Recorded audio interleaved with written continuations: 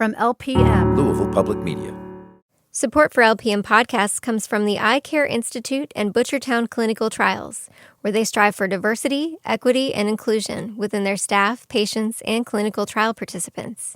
To learn more, visit butchertown.clinic. I'm a Jew from Kentucky, that's what I am. The good Lord foresaw it with his infinite plan. As much as we love Kentucky, not every Jew who starts here stays here.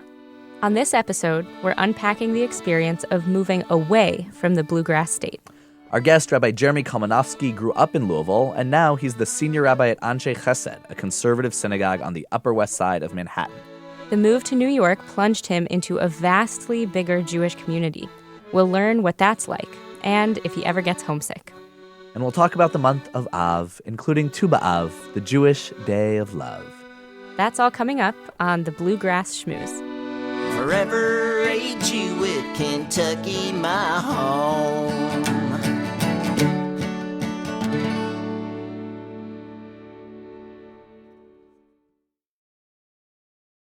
Shalom, y'all, and welcome to the Bluegrass Schmooze. I'm Rabbi Ben Fried. And I'm Rabbi Shani Abramowitz.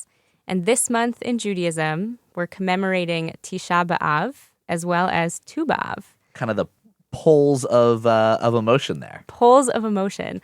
On Tisha B'Av, which is the 9th day of the Hebrew month of Av, Tisha means 9, we commemorate the destruction of the temples in Jerusalem, as well as the beginning of the Jewish experience in diaspora.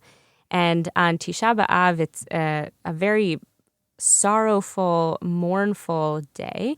In our last episode, we talked about the 3 weeks and the 9 days leading up to this sort of, I don't know what's the word I would use to describe it, because it's not exactly a milestone. It's not exactly something we look forward to, but it's a very important day on the Jewish calendar. And so we spend several weeks ahead of time preparing to arrive at this moment of community loss and mourning, collective memory, collective mourning. And I think that word milestone that you use is interesting because there is, in the Jewish calendar, almost this shift that happens after Tisha B'Av. That, like, one of the things that we didn't even talk about last week is leading up to it, we have these weekly Haftorah portions that we're reading. Right. That are like the Haftorahs of admonition, that are all of these prophets telling us about all of the bad things that we've done. And then after Tisha B'Av, you have this tonal shift to the Haftorahs of consolation. So I think that milestone, like an annual milestone that kind of like marks the point of the year in which we're kind of like tone shifting is an interesting way of thinking about it. Yeah, I think so. And especially because Tisha B'Av, like you said, sort of marks a turning point in the summer. And it's also, I think, the moment where we start to shift and actually think a little bit more seriously about our preparations for the high holidays. Don't say high holidays yet, Shani. Too soon. So let's get back to Tisha B'Av. Our observance of Tisha B'Av begins on the evening before the day of Tisha B'Av, just like all of our Jewish holidays as well as Shabbat. And we read the book of Lamentations. Communities will often gather and turn off the lights, or this is at least our practice at my synagogue in Lexington. The community comes together and we turn off the lights in the sanctuary, light little candles, or people will bring flashlights. We sit on the floor. We don't wear leather shoes. It's a 25-hour fast day also. So we sort of perform in a public way these acts of mourning, these symbols of mourning. We read the book of Lamentations, which is a beautiful, haunting book that tells the story of the destruction of the temple in Jerusalem. It's chanted in a special melody, a special nusach. And we sit on the floor, we sit low as we read through the book of Lamentations. And then the next day, we also refrain. You may read the book of Lamentations again in the morning, but we refrain not only from eating and drinking, if you're able, but also from things that bring you joy. So you may not listen to music. you may not, we traditionally don't perform weddings or conversions, anything joyous. We sort of push off and delay until after our observance of Tisha B'Av, because we really try, like we do with so many of our Jewish holidays, to create an experiential sort of experience, if you can say that. But we try to live into the experience of being in collective mourning and sort of drawing on this memory from thousands of years ago that still runs very deep in Jewish community and Jewish psychology. Yeah, I remember last month you talked about how you were often at summer camp during the 3 weeks, and that changed things. I was often at summer camp on Tisha B'Av, and so my camp wasn't as observant, perhaps, as yours was, so we still swam and did all that stuff during the 3 weeks. But then Tisha B'Av was this, on staff, we would almost jokingly refer to it as like Yom Sad, the day of sad. And it's like, how do you manufacture sad at summer camp? And that we thought a lot about, like, how do you put together like a tekes, like a ceremony that would get people into the mood? Because, reading ancient books of laments just doesn't always do it for 14-year-olds to like get them in a sad mood.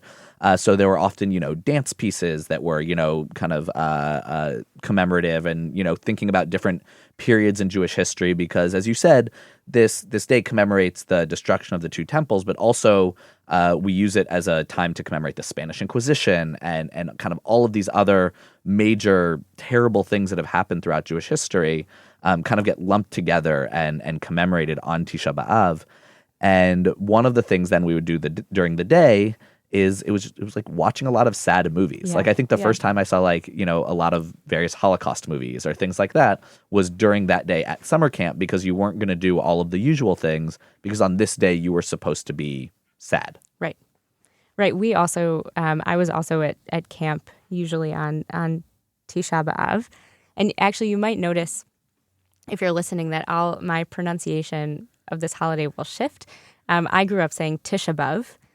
So sort of flattening all of the vowels and the sort of real Ivrit, right, Israeli pronunciation of Tisha B'Av. So Tisha B'Av, Tisha B'Av, it's the same thing. But I remember it always felt very awkward at camp for this exact reason. And we know that being away at summer camp, right, is supposed to be this fun, sweet experience. And also we would spend the day watching movies and fasting if you were able to. Right. I remember there was always a little bit of an unhealthy competitive spirit around fasting at camp. I don't know if that was true for you.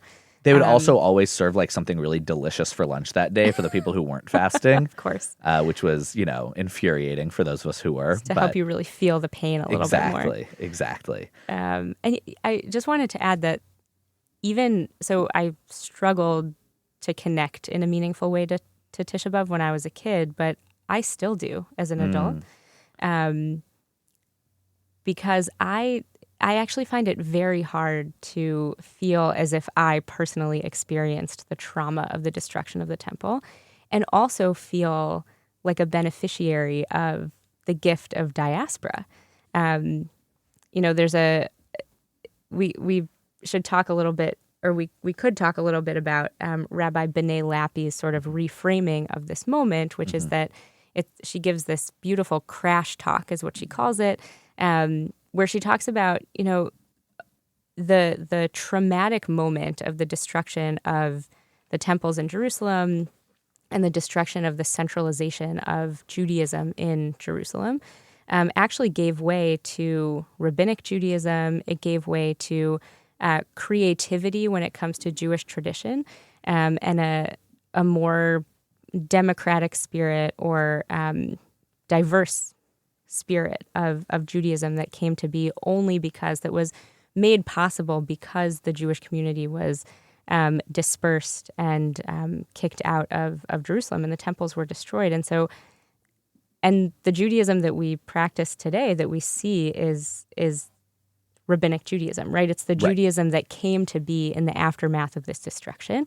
And so I find it very difficult to connect in a deeply meaningful spiritual way to the pain and loss of Tisha B'Av, because we actually know what the other side of that story is, what the end of that, or it's still unfolding. But so all to say that I observe Tisha B'Av, we do programming, we read the Book of Lamentations, I do my best to fast for the full 25 hours. But I don't know that I always feel it.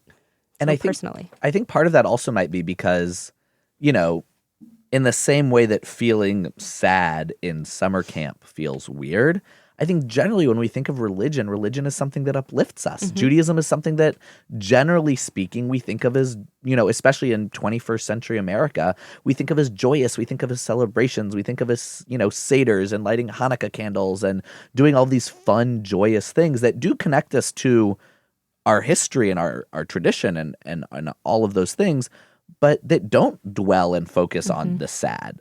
And I think that this is one day, and a lot of the things that are commemorations of more sad things kind of get washed out a little bit, right? Like you have 5 minor fast days, but they're minor and you don't pay that much attention to them and they're not that big a deal. But this is one that's like, it's just as important as Yom Kippur. It's 25 hours that it's sometimes referred to between Yom Kippur and Tisha B'Av, or sometimes referred to as the black fast and the white fast, where Yom Kippur is the white fast, this purifying, you know, thing that is supposed to represent, you know, our best selves and our angelic selves. And then Tisha B'Av is the black fast, is this fast that is really all about commemorating destruction, which is just really hard because we don't want to do that. It's not fun. It's not as enjoyable. And I loved the framing you brought from Rabbi Lappy, and the other framing that I think is really valuable that I can't remember who I heard it from, but I thought was really beautiful, is that, again, thinking of this tie-in between Yom Kippur being our only other 25-hour fast and Tisha B'Av, is that if Yom Kippur is the day of personal tshuva, the day of like personal, how do I do better, that Tisha B'Av is almost the day of like communal tshuva, of like, what does it mean as a Jewish people to have gone wrong and how do we become better? Because the rabbis, when they talk about the destruction of the temples, obviously, we know today that the Babylonians destroyed the temple because they had stronger armies, and the Romans destroyed the second temple because they had stronger armies. But the rabbis weren't looking for geopolitical lessons. They wanted to learn religious lessons. And so they say that the first temple was destroyed because of sins of idolatry and sexual immorality and one other sin that is escaping my mind at the moment, and that the second temple was destroyed because of sinat chinam, because of senseless hatred. And so it was actually, you know, in some ways it can feel a little uncomfortable. It can feel a little victim blamey to like talk about what the Jews did to cause these terrible incidences, but they are ways of helping us focus on like, how can we look around and think of like, what are the ways that Jews are going wrong today? And what would it look like to have some sort of communal tshuva process in which we say, you know, here's how we've messed up and how can we do better moving forward? Yeah, I really appreciate that reframe, especially now. And I think that one of the things that I know my community is thinking a lot about, and all Jewish communities sort of around the world right now, and actually most communities that I know of, regardless of religious affiliation, are thinking about our role, the role that we play and the responsibility that we really should take upon ourselves to better the world, right? We talked in our last episode about the notion of tikkun olam, that when you see a problem in the world, you are actually called and obligated to fix it. You're not obligated to completely solve the problem, but neither are you free to desist from it, as Rabbi Tarfon would say. And I think that the challenge of Tisha B'Av, or one of the challenges, is to, you know, see ourselves as part of this story and this history, and to really take responsibility for the ways that things have gone wrong and the way that, you know, we maybe play a role in that breakdown.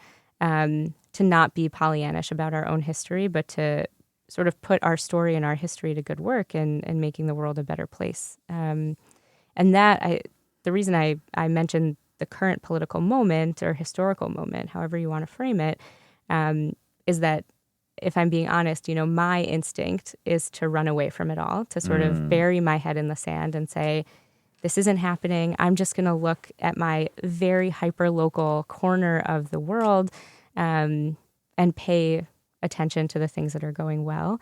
And I want to push out all of the bad, all of the destruction, all of the breakdown. But one of the lessons of Tisha B'Av and of the rabbi's interpretation and meaning making of that trauma is to actually say, no, our obligation is to dafka not bury our heads in the sand and say we're part of this. Yeah, and I think it's both of those things, because it's also that like that very specific hyper local thing matters and can have huge impact, right? The story the rabbis tell of the destruction of the Second Temple, the reason they say that it was this sinat chinam, this senseless hatred that caused the destruction, is they tell the story of these two men named Kamtza and Bar Kamtza. And someone was hosting a feast, and he wanted to invite Kamtza to the feast. And he sends his messenger out to go invite Kamtza, but the messenger messes up and invites Bar Kamtza instead. And so and this person hates Bar Kamtza. They really don't like Bar Kamtza. And Bar Kamtza shows up to the feast, and the host tries to say, sorry, you can't come in. And Bar Kamtza says, please, don't embarrass me. That would look really bad. I'll come in. I'll even pay for my own food. The host says, forget about it. He says, I'll pay for half the whole feast that you're holding. Host says, nope, sorry. And the Talmud doesn't tell us why he hates Bar Kamtza. It just says that he has some hatred for him. And Bar Kamtza says, I will pay for this entire party. Just don't embarrass me. Don't send me away. And the host refuses and sends him away.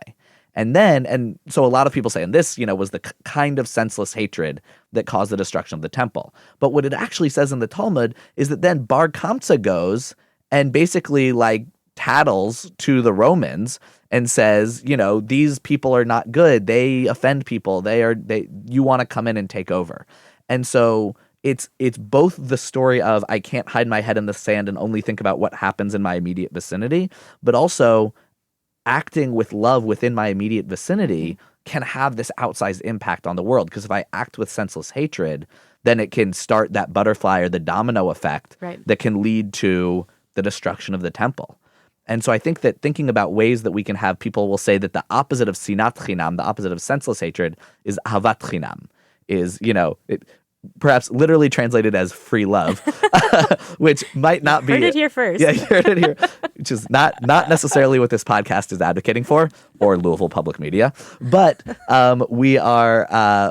it is this idea that just as in the same way that you can choose to hate someone for no reason, you can choose to have love for people for no reason, just because they are people.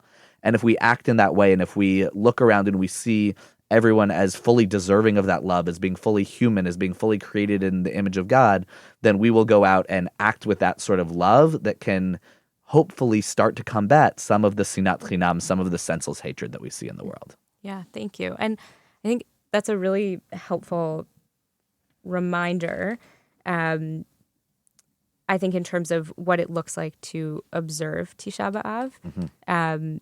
Not everyone is able to fast even for 1 hour, let alone 25. I am a terrible, terrible faster, and Tisha B'Av it's one of the longest days of the year. Yep. It's always hot. It's very, very difficult to complete the fast of Tisha B'Av. And so I want to invite you, if you're thinking about observing Tisha B'Av maybe for the first time, or you're someone who's observed it for a long time but struggles with the fast, and then also struggles to find meaning in the day because maybe you struggle to complete the full 25-hour fast, that just been thinking about the story of Kamtza and Bar Kamtza and this idea of ahavat chinam and giving love away in a generous and very open way. That can be one very profound way to observe Tisha B'Av, right? Don't worry about the fast. Try if you can. But think about the people in your life, maybe groups of people that you tend to be dismissive of, that you tend to think, well, they're not my people, they're not in my circle. Maybe even people within your own local community who you've sort of written off as just not your own. And maybe make an effort to reach out to them, or think a little bit more carefully about the fact that they're also created in the image of God and that we're obligated to each other equally. And that can be, I think, a really important way of observing and really lifting up the importance and the message of Tisha B'Av. Yeah, some people also have the practice, if you are not able to fast, of giving tzedakah, of giving money to a cause that makes the world a more just, a more holy place. Because, right, again, what does sinat chinam do? What does this kind of senseless hatred do? Is it makes the world a less holy place. And so that if we take on our responsibilities of building the world that we want to see, then that is, in many ways trying to reverse what is Tisha B'Av. And that doesn't mean that we forget the history, that Tisha B'Av is very much a holiday of commemoration, of remembering all the things that can go wrong when we do not treat each other well, but that, part of the charge then is to think about the way that we can act in ways that can help make the world a better place. Yeah. And then, so it's fitting that just 6 days after Tisha B'Av, we transition into Tu B'Av, which means the 15th day of the month of Av, which is, I actually don't really want to say the Jewish Valentine's Day, but that's what I just said it. But it's the Jewish holiday of love. And so we transition out of this communal commemoration of a very important piece of trauma in our history, in our collective memory, into a holiday that actually encourages us to seek love, seek partnership, sort of delight in the relationships that we have, and to work hard at them. And Tu B'Av is, it originated with the rabbis in the diaspora, right, with the Talmudic rabbis whose genesis sort of emerged out of Tisha B'Av. Right, and they would tell the story even before the diaspora, though, right? Of the dancing,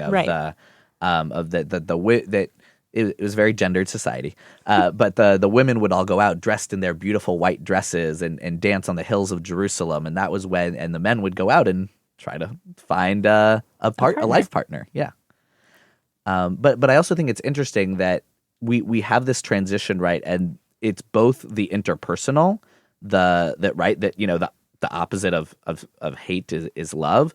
But then also right before Tu B'Av, or sometimes right after, depending on how the days of the week work out, the Shabbat right after Tisha B'Av is this special Shabbat called Shabbat Nachamu. And it's named after the first word of the Haftorah, of this special reading from the prophets that we do that week. Because when the temples were destroyed and when the diaspora started, the Jews could have said, God has abandoned us. That, that the center of our world was destroyed. So many people were killed. Clearly this religion has run its course, as other religions have in world history, right? That there have been people whose temples have been destroyed and they've gone away and then they assimilate into whatever the dominant culture is. But Shabbat Nachamu starts with these words, Nachamu, Nachamu, Ami, that I will comfort you, or be comforted, my people. That it's God saying, I know it's bad right now, but I'm not gone.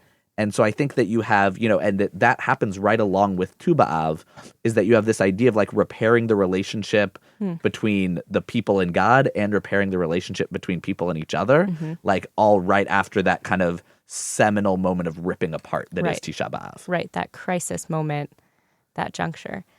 Yeah, and it actually brings me back to, and I'm sort of obsessed with this area of scholarship, but the genesis of rabbinic literature really happening in this moment of rupture.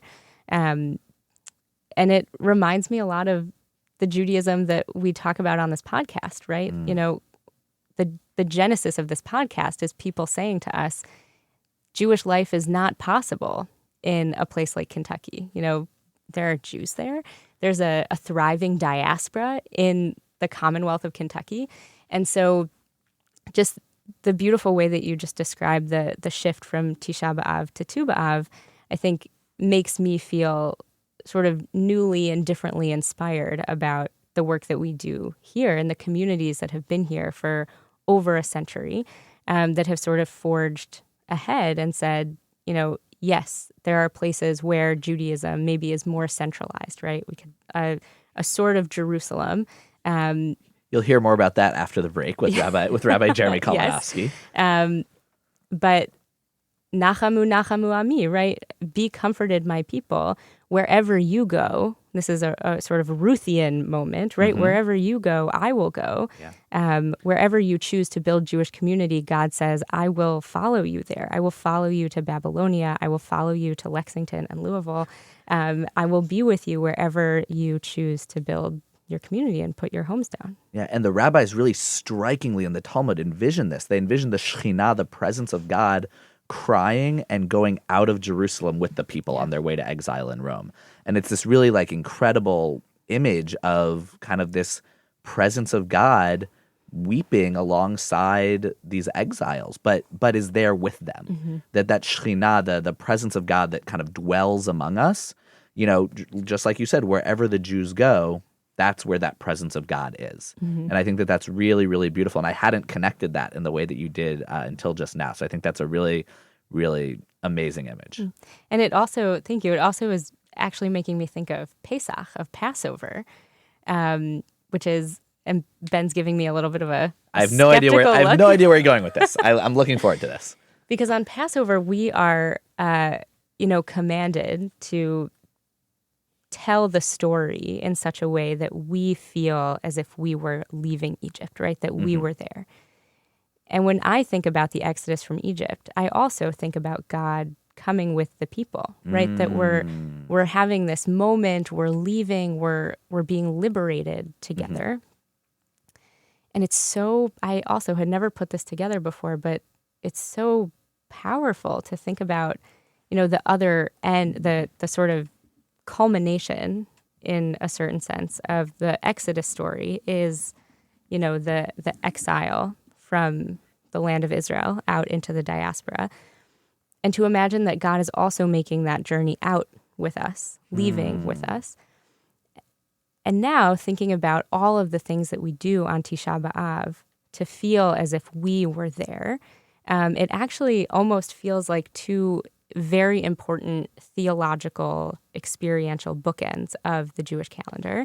Ben is still giving me a very skeptical look. No, I'm feeling it. I see where you're going with this. It's something that I guess I'm thinking out loud while I'm putting these pieces together. But again, this notion that God is with us in those moments of ecstasy and liberation, but God is also with us in those moments of crisis and rupture. And to just be reminded that we can take comfort in that. It doesn't solve all of the theological questions about the meaning of suffering, but it's a little morsel, I think, that we can cling to see God in those moments and think about how we tell that story. Right. And I think it's a lot harder in some ways, right? Like, for each and every generation to see themselves as though they left Egypt is fun, right? Like the Seder is fun. Right. It's a much harder thing. And I think, again, this goes back to what we were saying about feeling the connection to it is, right? Like, it's a lot harder we are not commanded each and every generation should feel as though they experience the destruction of the temple. Right. Because I don't think the rabbis want us to quite feel that, because that is just a level of trauma and sadness that we don't want to feel. But to even approach that is just much more difficult. And again, it's summer, so we're talking about summer camp a lot. I don't know if you ever did this at your camps, but they would sometimes do things at our camp to try to manufacture these feelings of learning about the destruction of the temple. So you'd all have to make a little house out of popsicle sticks or something, and you'd write your hopes and dreams on all the sticks, and then your counselors would burn it in front of you, or we've moved away from some of this stuff. There used to be some really intense things that would happen at Jewish summer camps. Thankfully, we've moved away from some of these practices, but I think there was this attempt of we do experiential education. That's what we do as Jews. Yeah. How do we get people to feel this? And I think that it's just really hard. And it's an interesting thing to think about it in terms of Pesach and what are the ways that Passover really gets it right? Right. And what are the ways that, right, when you think about it, also on Tisha B'Av, we have a special way of sitting. On Passover, we recline. On Tisha B'Av, we sit on the floor, right? Like you said, we turn off the lights, we have the candles, we do all these things. And just the way that it's supposed to emotionally hit us it's tough. Yeah. I'm thinking about the props that we have at Seder, right? We have little finger puppets for the plagues, and people do this in different ways, but what are the props, literally or metaphorically, that we bring to our experience of Tisha B'Av to help us connect a little bit more emotionally without re-traumatizing ourselves and our communities year after year. So I organized a program once that I was pretty proud of, where actually we collected from the fire pits around camp pieces of like charcoal, like the oldest, like the wood that it was just sitting there. And then we laid out big pieces of butcher paper, and we only had the staff there. That it happened to be during intercession, so there were no campers. But we had the staff like draw with the charcoal, and so like your fingers got all like charcoaly and burnt, and you like could experience, and like the smell was there, and there was just like a little bit of that. So like there were some prompts of like, what are things that you feel have been taken away from you? What are things that you feel, that you're missing? And kind of like connecting those with this like actual like burnt like substance that felt really, really meaningful. But yeah, that's one thing that popped into my head, is that kind of like almost tactile, like charcoal burnt thing. But yeah, I don't know. Yeah, great one question. thing that we used to do at camp, both at Moshe, the camp that I grew up going to, and also at Camp Ramon, Wisconsin, was that we would visit the Geniza at camp, which is a burial plot that Jewish communities will own, that's designated for the burial of sacred texts. So in Jewish tradition, there are certain texts, especially the name of God, but other sacred texts that you are not permitted to dispose of in a typical fashion, right? You can't just throw it in the garbage, but it actually has to be buried.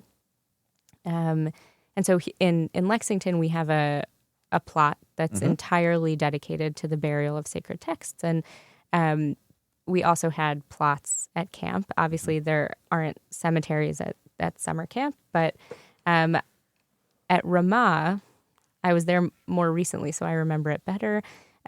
Just across the street from camp in the woods, there was a plot, essentially, that camp had dug. And over many, many years, and really generations of camp, this plot had accumulated hundreds, if not thousands, of sacred texts. And Tisha B'Av was a day where we would go out, the Yahadut staff, the clergy at camp, and campers who wanted to join, and some older staff members would go out and would dig and would also bury the newest collection of sacred texts. And that was always I didn't think about it so much in the moment, but thinking about it now as one of the ways that we create a moment and a memory on Tisha B'Av, the thought of, a text, a document, a piece of sacred writing has sort of run its course. Its life has come to an end. It's falling apart. It's no longer usable. You've maybe studied it so much that it's fraying right at the corners.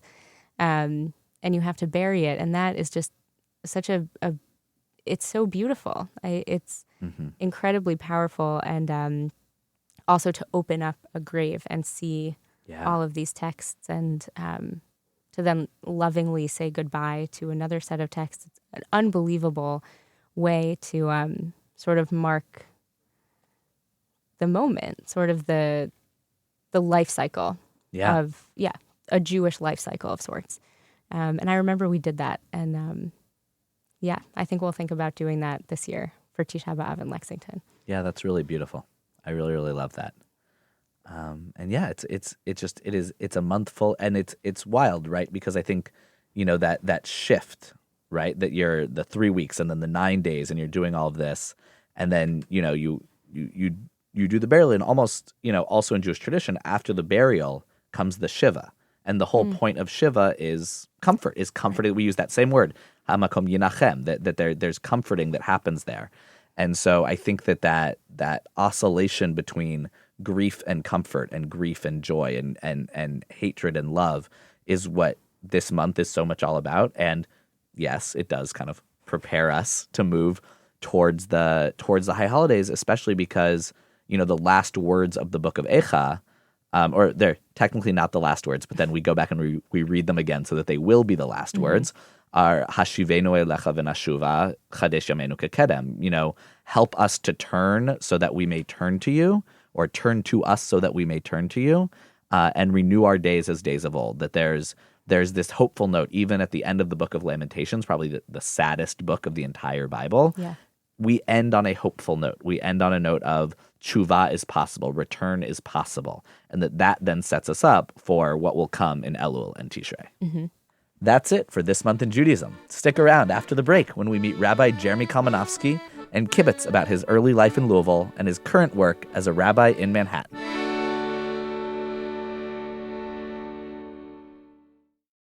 Support for LPM podcasts comes from the Eye Care Institute and Butchertown Clinical Trials, where they strive for diversity, equity, and inclusion within their staff, patients, and clinical trial participants. To learn more, visit butchertown.clinic. Welcome back to the Bluegrass Schmooze. It's time for our Kibitz with a Kentuckian segment, this time with a former Kentuckian, Rabbi Jeremy Kalmanofsky. Jeremy Kalmanofsky is the senior rabbi at Anshe Chesed, a conservative synagogue on the Upper West Side of Manhattan, where he arrived in 2001. He loves working at Anshe Chesed because he says, despite all the prophecies of gloom about American Judaism, the Anshe Chesed community proves that traditional but heterodox Judaism can thrive. Rabbi Kalmanofsky was ordained in 1997 by the Jewish Theological Seminary of America, where he was a Wexner Graduate Fellow. He regularly publishes essays on Jewish thought and practice. And I just want to add my own little personal gloss to your bio, Jeremy, which is that once Joseph and I started coming to your shul, and particularly the morning minyan during the week, I think that was a turning point for me in terms of thinking about what I wanted my rabbinate to look like. And in large part because of you and your shul and your community, I decided to go into the pulpit. So thank you for that. Well, thank you for saying that. Yeah. Well, thank you so much for making the time to be here. So we always start by asking our guests to tell us a little bit about their Jewish background and upbringing. So we'll start there. And also, if you want to tell us a little bit about the time that you and your family spent in Louisville, that'd be a great place to start. Sure. I was born Jewish in Des Moines, Iowa. My father's Jewish connection is a little bit more standard American Jewish. His grandparents immigrated to Memphis, Tennessee, which is where his father grew up. But then he moved to New York and married a girl who lived in the same apartment building in the Bronx. And my father grew up in Forest Hills at the Forest Hills Jewish Center, a big, gigantic conservative synagogue, one of those flagship synagogues of the post-war period. My mother grew up in Marshalltown, Iowa, a small community, and I think that her ancestors, her grandparents, they had a relative in Iowa, and so when they came to the United States, they went to Iowa, and so her parents grew up in Des Moines, and then my grandfather had small stores in the booming metropolises of Boone, Iowa, and York, Nebraska, and ultimately Marshalltown, Iowa. And it is so important to her. She feels so connected to small town Midwestern Jewish life. So I feel like that's a part of American Jewish life that people don't know about so much, but I think is worth celebrating. So how did you make your way from Des Moines to Louisville? My folks moved around a little bit of time in Des Moines, a little bit of time back in New York. Then I went to elementary school in Chicago, in the Chicago area. And I feel very connected to Chicago also, because besides Judaism and Bruce Springsteen, the Chicago Bears are the great love of my life. Yes. Ooh, Yes. That's a rough life. And the Cubs too? I like the Cubs, but my kids are really Mets fans. So I've become a Mets fan.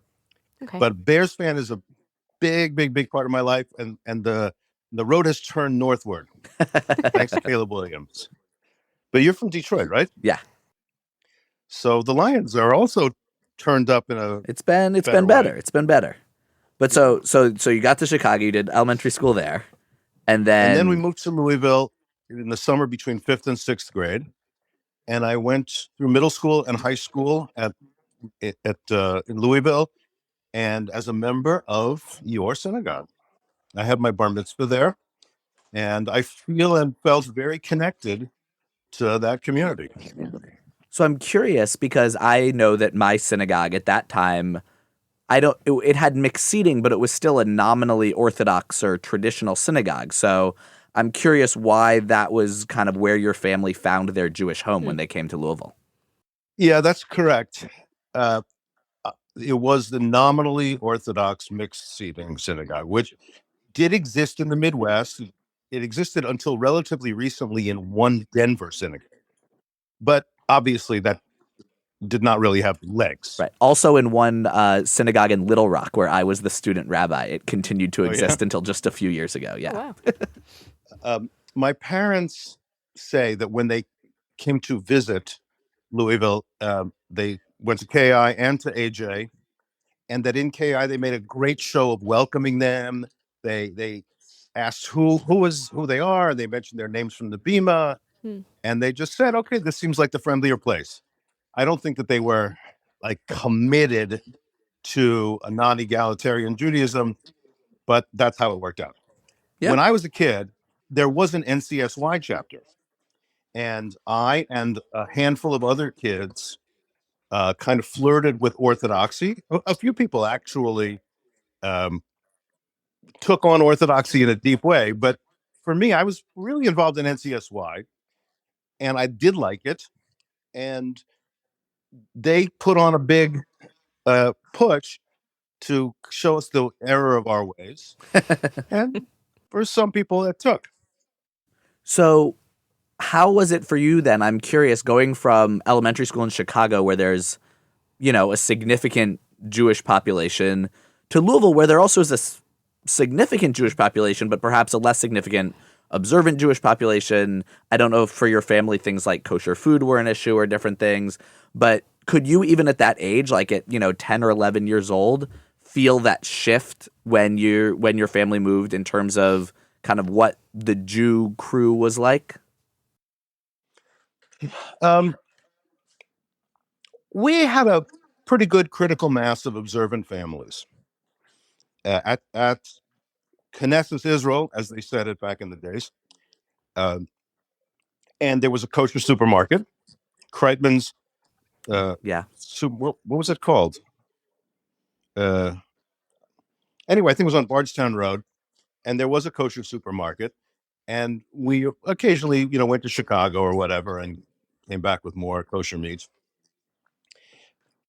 And I felt like we grew up in a pretty Jewish setting. With families, some of whom are still members of your shul, and so I didn't feel like I was, sent into the wilderness or something like that.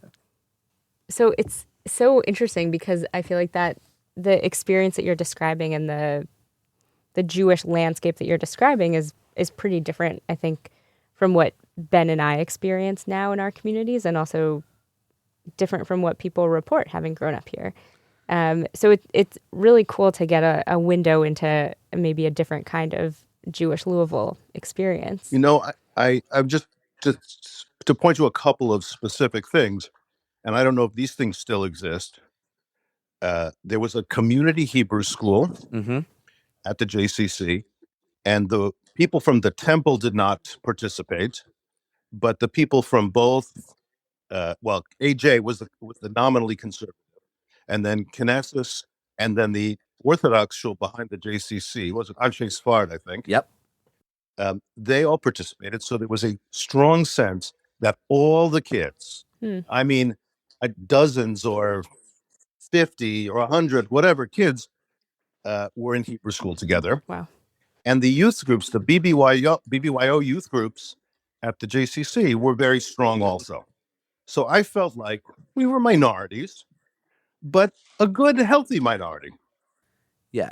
And so it's interesting because some of those things still very much exist. We still have a joint Hebrew school that unfortunately, right, sometimes the band's narrow of who participates. That the temple still is not a part of that, but now Anshe Sfard is also no longer a part of it. So it's really just Knesset Israel and AJ, and then also Temple Shalom, the smaller Reform synagogue. But you do Rabbi Miles, I remember from there. Yes. So Rabbi Miles is still around. He's still a tremendous mensch in the community. But it's interesting, right? How it shifts and the landscape can shift a little bit. And the JCC is still very, very strong, and BBYO is very strong. But I think one of the interesting things about the communities, I'm curious, when you moved here, I'm going to just guess that your family lived in the kind of Upper Highlands, near KI and AJ, Strathmore area. We lived on Tyler Lane behind Atherton High School. Exactly. Right. So when I went to college, my biology class, at which I did not excel, was farther from my dorm than my high school was from my house. And that contributed to my spotty attendance record. So I think that part of what's gone on in Louisville, and I don't know if this is true in Lexington also, is just that the critical mass of Jews have kind of spread out, that now a lot more Jews live in the East End, off Brownsboro, even in Prospect and Oldham County, closer to, where the temple is. But even in those areas, they're more diffuse. And so the kind of central feeling of having kind of that critical mass of people within a certain area has diminished a bit. Because I'm guessing, and again, Jeremy, you can tell me if I'm wrong, but probably a lot of your Jewish friends all lived in that same area around you, all went to Atherton High School or maybe to Manual, but that they were kind of in that same area. When I was a kid, there were two central areas. The area that we just described, where I lived, where most everybody lived, went to Atherton High School. A few people went to Seneca High School. Mm-hmm. And a few people went to performing arts. Yeah. But I don't remember anyone going to Manual. And then there was the area out Brownsboro Road, and those kids went to Ballard. Mm-hmm. It was like 50-50, I think. Yeah. Yeah, we have a similar story in Lexington. Our shul used to be in the downtown area. We had a mikveh, lots of Jewish-owned department stores, kosher butcher. And then when this was true in lots of American cities, when American Jewish life sort of took to suburbia, our shul didn't move into the suburbs until the late 80s. But when the shul moved, it moved into an area of town that is still not particularly affordable or accessible for, especially for young families. And so the Jewish community spread. And we, in Lexington, actually also have a number of members who live in counties just outside of Lexington and Fayette County. Families who come from Richmond and Versailles and Georgetown, really from all over the state, and even a couple of people who live in Harlan and Tyner, which are Appalachian communities further to our east. So it's an interesting kind of demographic challenge to think about how to bring all of those people in and make sure that, especially for folks in our community who live in Appalachian communities, how to make sure that they feel like they have a strong tether to the Jewish community and are connected. And it's interesting. I mean, a lot of our kids who are growing up in the Lexington Jewish community don't often feel like they know a ton of other Jewish kids, even though they exist. There are plenty of Jewish kids who are growing up in the Lexington area, but they don't all have the experience of, playing basketball together at the shul or the JCC or carpooling to Hebrew school together. We're just all over the place. And that is an interesting demographic challenge to solve. There were a couple of activities for young people that really cohered around, those things you're talking about now. Kids who carpooled together, went to high school together, were in BBYO together, in B'nai Mitzvah together. There was a dance class for like seventh graders that everybody attended. We learned how to do like basic ballroom dancing. Cotillion. Cotillion. Yeah. Oh, yeah. Wow. Does Cotillion still exist? No. Cotillion, at least in the Jewish community, Cotillion went away. I think a couple of years before COVID was the last But it was, I've had so many people tell me about that there was a Jewish cotillion group where they would all get together There and, was. ballroom I dance and can testify. etiquette. You learn how to like set the table properly and all that. Yes, all of that stuff. And we were just not good dancers, but it's okay. But I'll tell you what else I kind of wonder about of kids who grew up in my milieu. Mm-hmm. Okay, aside from me, and my wife Amy was also in my high school class, even though she was there only for high school and didn't really didn't grow up in this same milieu exactly. But she was from my high school class. Joni Khan's sister Lois lives here. Their other sister Denise lives here. Another kid named Norman Rowe lives here, and he is a very prominent plastic surgeon and also Heschel School parent. So I know like at least 4 or 5 people from our milieu who moved to the great big city. And I can only imagine that it diminishes the local community if lots of people have followed that path Yeah. to Chicago or to Washington or wherever. Yeah, I definitely think there's a phenomenon a lot of people talk about of the boomerang, right? That people do leave to go to the big city and then end up coming back. But I think over the years, each year, there's maybe a fewer people who boomerang, and especially some of the people who are looking for that really kind of rich and connected Jewish community, if they find that in other places, might be even less likely to boomerang back to Louisville. And I think that has impacted our community in a way. So I guess I'm curious for you, how did you make your way from Louisville NCSY participant to rabbinical school at the Jewish Theological Seminary? What was the path that took you to that big city, and how did you end up wanting to or thinking about becoming a rabbi? Wait, I'm a rabbi? No. I know we schmooze, we don't use titles, but yes, I believe. Why did that even happen? So I went to college in the Northeast. I went to Cornell, and I was super involved in the newspaper. I was one of the editors of the Cornell Daily Sun, where one of my colleagues is a fellow named Mark Lacey, who is, I think he's the he's the managing editor of the Times, I think, or he's a super high, position there at the Times. And I also really wanted to be a newspaper writer. That was my plan. And I worked for a few years at the Philadelphia Inquirer, which was great. It was kind of like the last years of a great newspaper. And the Philadelphia Inquirer is a poster child for the decline of the newspaper business. It's really had a very number of hard years. And I loved that experience.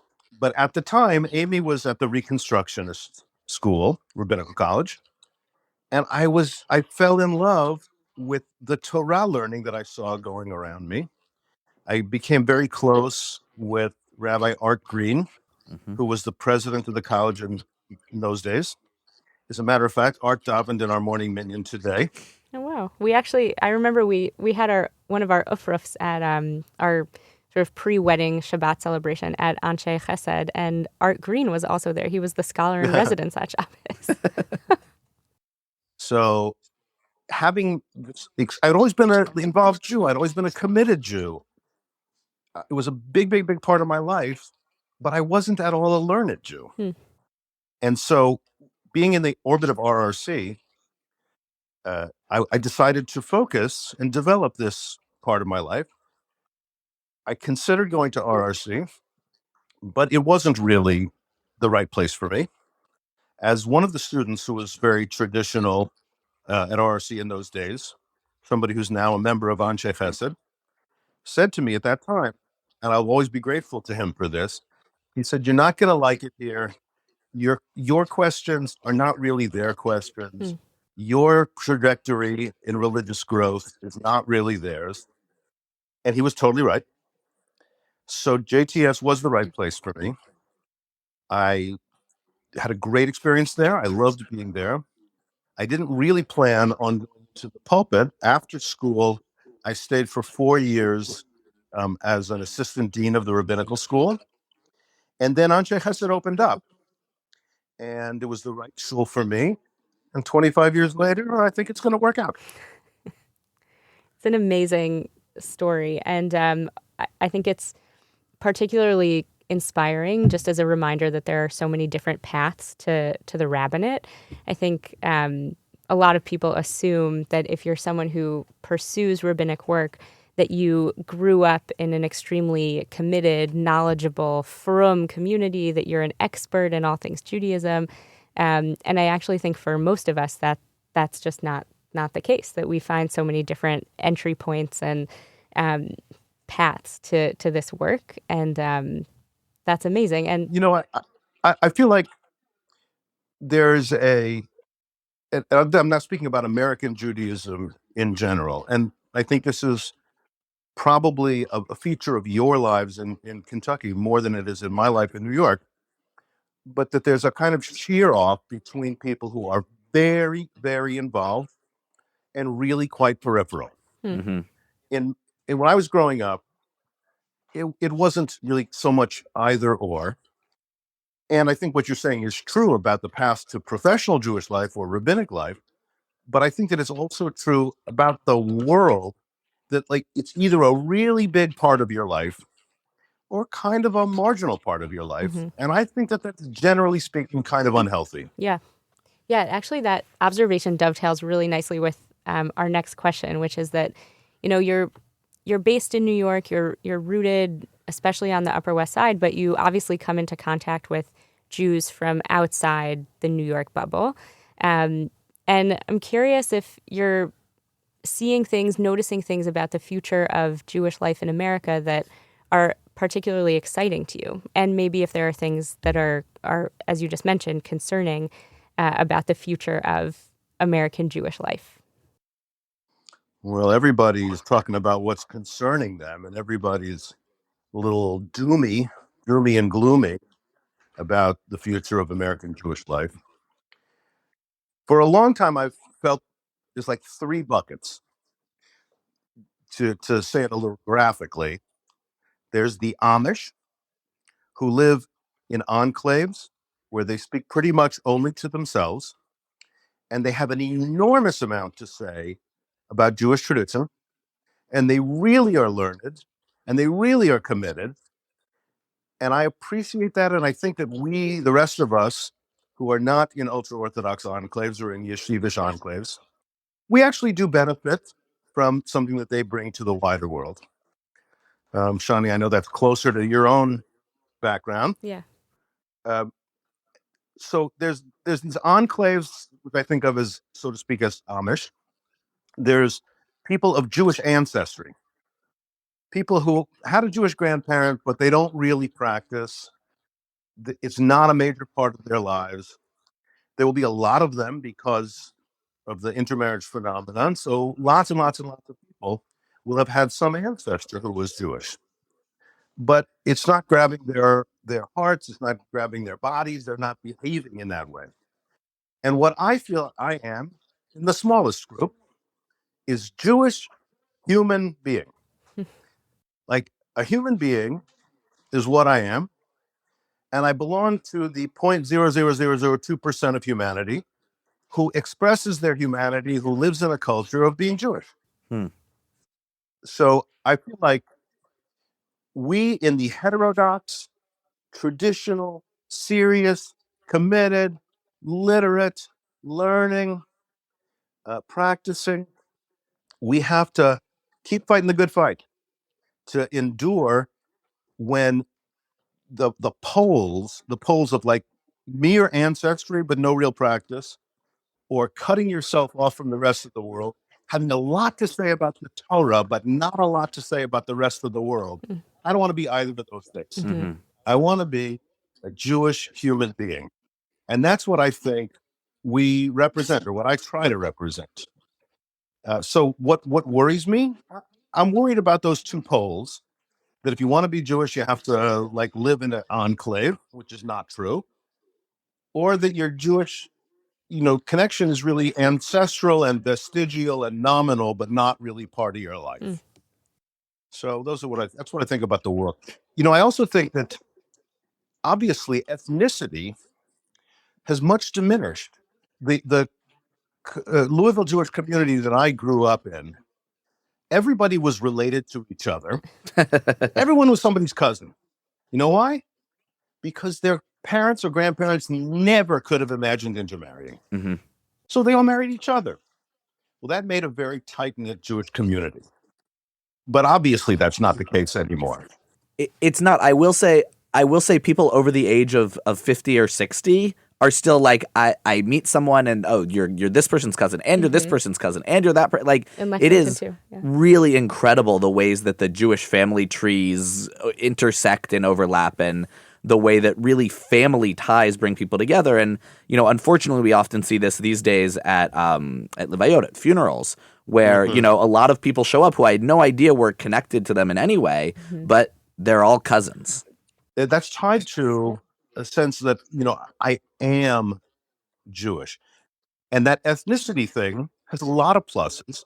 Early in my time in the synagogue rabbinate, I had this attitude that I wanted to remind people that it's a religion. Mm-hmm. It's not, it's a language about faith and spirituality, an orientation to what's eternal. It's not just bagels and lox. And now I think that has really soared. There are so many more people who come to this as a religion, who are not necessarily born into the Jewish tribe. And I think there's a lot of pluses to that. But I also think that we've perhaps diminished that sense of peoplehood, that I think that ethnic Jews had in spades. I'm curious, as a person who grew up in Louisville, you still obviously know a bunch of folks. You've been name dropping very well, people who either grew up here or are still here. I'm curious if you feel any sort of divide. I know I grew up going to, again, summer camp with people from all over the country, and there often did feel like there were like real differences between those of us who grew up Jewish and like I was in Ann Arbor, Michigan, and people who were in like Westchester or Manhattan, or like that there was just a real kind of different vibe to the Jews and the Jewish communities. And I'm curious, as someone who's really swum in both waters and like lived for, significant periods of your time, including Des Moines and including Louisville and including New York and Chicago, are you seeing those divides shrink, do you think, or perhaps even widen or maintain about the same? What's kind of your view on the, like, I don't want, coastal flyover kind of divide that can exist there? Yeah, that's really interesting.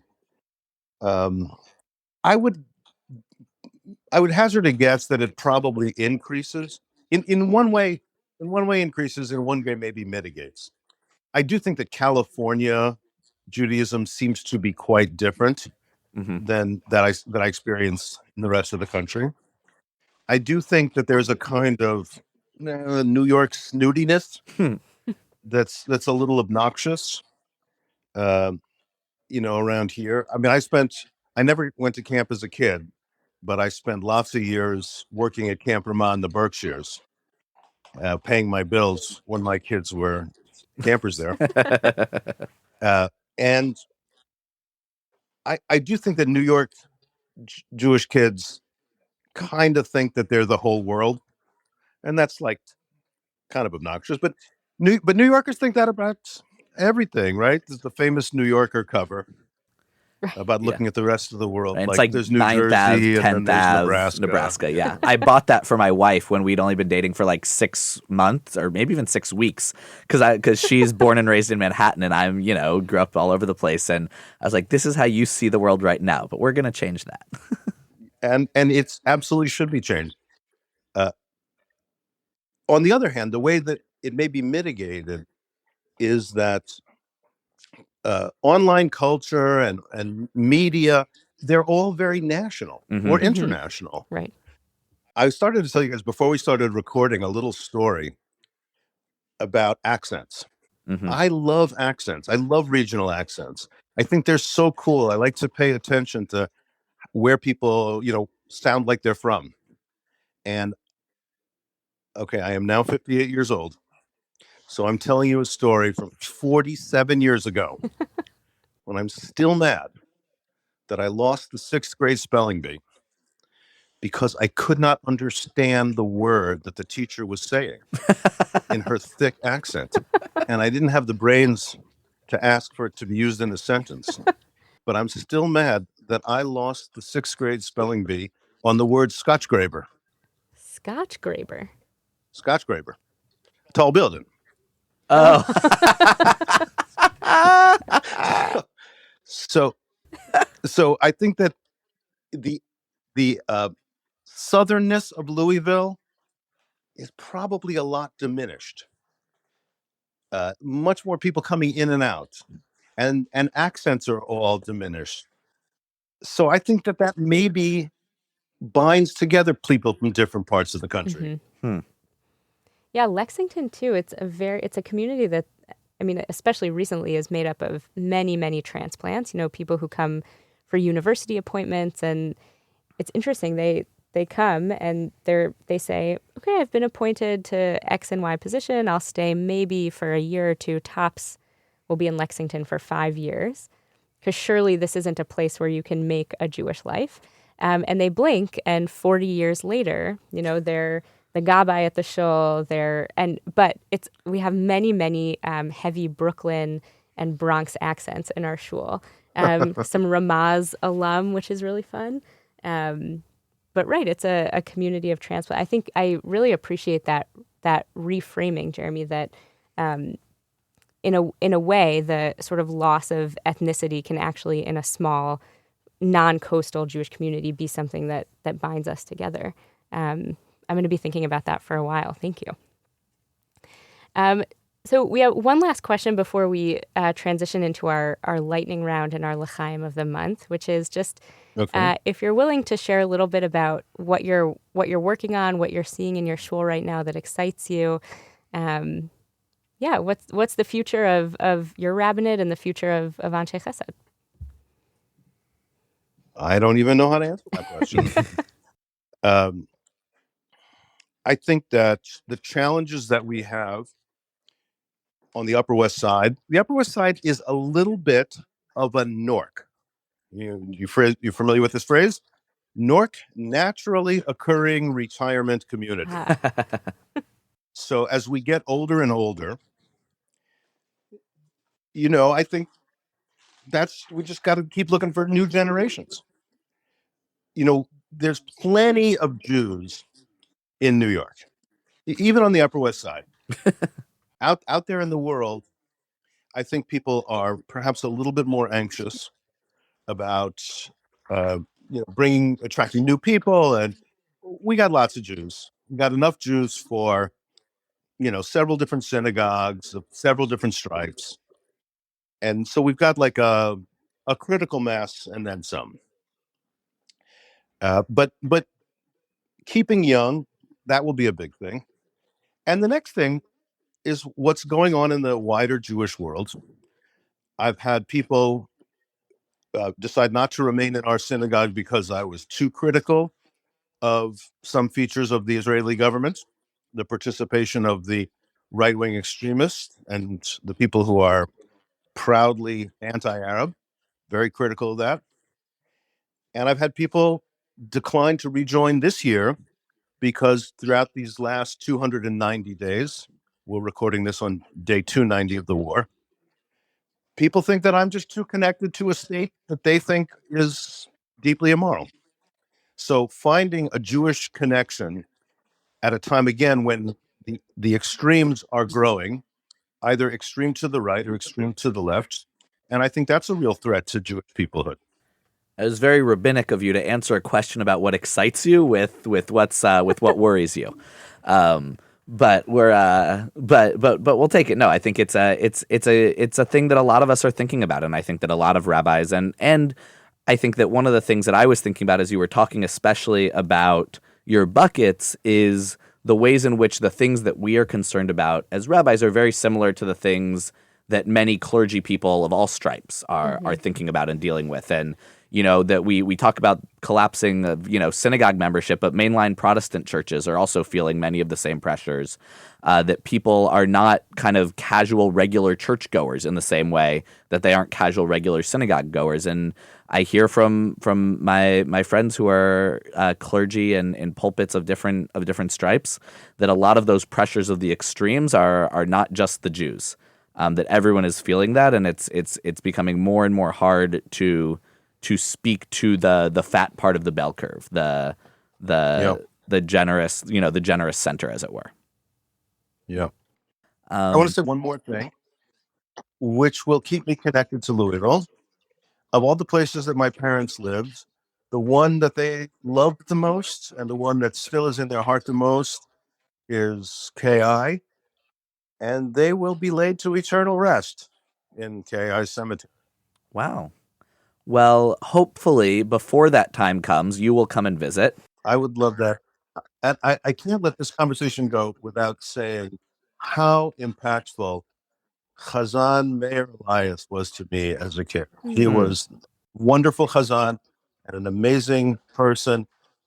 Being European and a survivor, he just represented to me something beautiful, even though I'm a totally unmusical person. Mm-hmm. He brought beautiful music, but also amazing kavanah and just a huge heart to tefillah. So Meir Elias was the cantor for many, many years at KI, and our small auditorium is the Elias Auditorium. And we still, to this day, our current cantor, Sharon Horties, has been with KI for about 15 years. And when she got there, they still had vinyl records of some of the tunes that he would use. And so we still use some of his melodies and tunes that he brought over with him from Europe. The one that sticks out to me the most is during the Yamim Noraim, during the high holidays, the V'chol Ma'aminim. There's this, it has this like undertone, like V'chol Ma'aminim, V'chol and then the cantor does this like beautiful like operatic overlay of that I'm not even going to attempt to do with I remember it well. Yeah, and so we still do that to this day as a kehillah. So that's really, really amazing that you remember him and his formative role there. A lot of people have very, very strong memories of him. Sometimes being a very hard bar mitzvah tutor, but also very, very beautiful memories of all of the amazing music and soul that he brought to the community. He died in 1980 or 81. My bar mitzvah was in 79. And he was the first person that I felt an immediate emotional loss at his death. At that time, I still had 4 living grandparents. And I was just crushed at his loss. Wow. Well, thank you so much for sharing that. That was really beautiful. We are now going to go to the lightning round, though. Little change of pace. So these are just, a series of questions.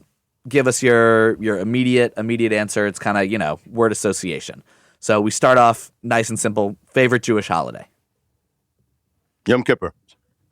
It's a good one. Honey cake or apples and honey? I don't know. Apples and honey. All right. Best Purim costume you've ever worn? Santa Claus. Best break fast food? Whitefish salad. It's a very New York answer. Favorite biblical character? David HaMelech. It's a good one. And then finally, Hamantashen or latkes? Hamantashen. Wow. But it's got to be poppy seed. You're in the minority with that one. That was the person who said Hamantashen, I think, with the most conviction of any guest that we've had. But it's got to be mun. It's got to be poppy seed. Poppy seed. The OG Hamantashen. That's the OG. Because it's muntashen. Muntashen. Oh. And then we always wrap up our episodes with a l'chaim of the month, an opportunity to sort of lift a glass, raise a toast to someone or to a person or an organization that you are feeling especially grateful to this month. Well, is this because coming from Kentucky, you want to raise up a maker's mark? Well, or not necessarily any kind of a maker's mark that, could be we've got a lot of Shapiras in the community. So often it's a heaven hill, right? Yes. I don't know which ones are heaven hill, but I'll be happy to lift one. And I would say one of my favorite organizations a place where 2 of my 4 kids did post-high school gap years, is B9 Tel Aviv, which is all about creating a Jewish language for secular Israelis. It's not to make anybody religious. It is to find what's richly Jewish, thoughtful, ethical, spiritual for secular Israelis. And I think they do a great job. L'chaim to Bina. L'chaim to Bina.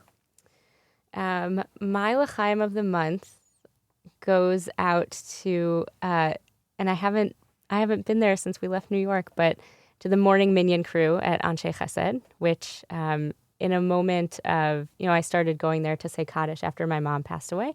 And in a moment of real just sadness and confusion, that community, that group of folks actually rallied around me in a very powerful way and became like, I sort of inherited several new sets of grandparents and teachers.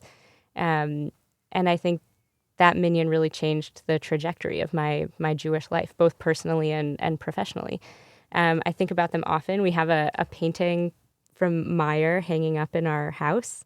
So l'chaim to the Anshe Chesed morning minyan crew. But do you know that it's now the Meyer Cavalier Chapel? Yes. Well, next time we're in New York, we'll have to come and pay a visit and daven. That'll be great. L'chaim. So I was also thinking about, for this month, for my L'chaim of the month, of an organization in New York, because we're talking about kind of these New York and Kentucky connections, and the different kind of spaces and different things that are available in each. And I want to say my L'chaim to 2 people, Eliana Light and Sam Bluston, who had organized this thing that I really think could only happen kind of in New York, which was Shira B'Dira, which was this kind of like traveling minyan that would go to different people's apartments, and it would meet on Friday nights, and we would have a Friday night service and then a potluck.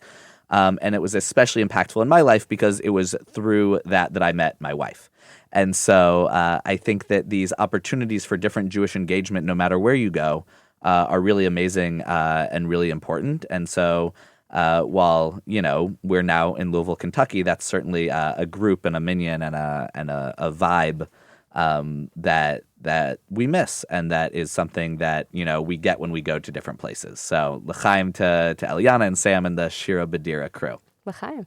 Jeremy, thank you so much for making the time to chat and schmooze with us. This was so meaningful and fun, and we're really grateful. I had a great time. Thanks for inviting me, and I hope that I'll get to visit Kentucky. I have no immediate plans, but I hope I'll get to visit, and I look forward to seeing both of you guys. We'd love that. We will arrange a bourbon tasting in your honor, and it'll be a good time. Amen. Thanks for joining us for this Av episode of the Bluegrass Schmooze. Come back next time for the month of Elul, when we really start to prepare for and try not to freak out about the high holidays. But before we go, Ben, I think we have some really big news for our listeners. I think we do. It's a pretty big announcement. It is kind of crazy we've been doing this for a year. It's hard to believe. I can't believe we've schmoozed with so many different people, artists, politicians, educators, even a chef. And we did all of this because we asked the podcast incubator to help us out. And the podcast incubator is for 1 season, but with the generous support of the Jewish Heritage Fund, we are going to continue schmoozing with y'all for another year. So get in, schmoozers. We're keeping this ball rolling, and we cannot wait to kibitz with all of you. The Bluegrass Schmooze is created and produced by Rabbi Shani Abramowitz and me, Rabbi Ben Fried. Our executive producer is Laura Ellis. Our opening and closing song is Jew from Kentucky, written by Dan Byrne and performed by Dan Byrne and Bridget Kalin. Thanks to Knesset Israel Congregation in Louisville and Ohave Zion Synagogue in Lexington for believing in 2 young rabbis and helping us make this podcast a reality. Our show is made possible by support from the Jewish Heritage Fund. The Bluegrass Schmooze is a part of the Louisville Public Media Podcast Incubator, with support from the Eye Care Institute's Butchertown Clinical Trials. Find us on Instagram for lots of extra content. We're at Bluegrass Schmooze, or send us an email at schmooze@lpm.org. For more information, to keep in touch, and to learn how you can help us continue this work, visit bluegrassschmooze.org. Jews from Kentucky, that's what we are. We drink our mint juleps from a kosher dill jar. Wherever we wander, wherever we roam, Jews from Kentucky is always at home.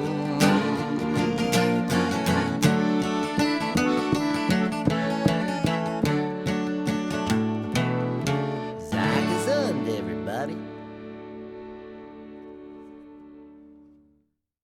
Support for LPM podcasts comes from the Eye Care Institute and Butchertown Clinical Trials, where they strive for diversity, equity, and inclusion within their staff, patients, and clinical trial participants.